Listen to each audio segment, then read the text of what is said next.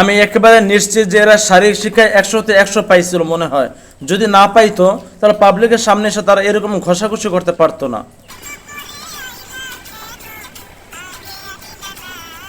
বাহ, চমৎকার। জাতি তো আপনাদেরকে সামনে সিনেমায় নায়ক নায়িকা হিসাবে দেখতে চায়, তো সামনে সিনেমা আপনারা করবেন, আপনারা সামনে সিনেমার নায়ক নায়িকা হবেন, সেই যোগ্যতা আপনাদের ভিতরে আছে। ওটা হালা চান নয়, ওটা হালার ফোহালা।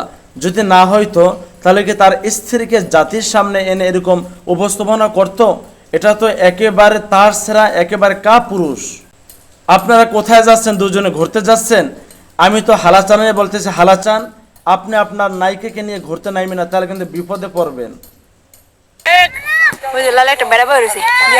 দেখেছেন হালাচান, লাল জামা বেড়া ভর্তি, তার নজর পড়ে গেছে।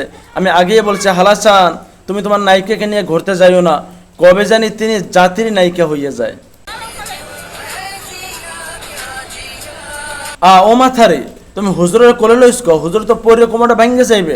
আহারে পড়লে পড়লে পড়লে দেখছো গেছে, পরিরা গেছে, কোমরটা গেছে, শেষ। হালাচান একেবারে শেষ।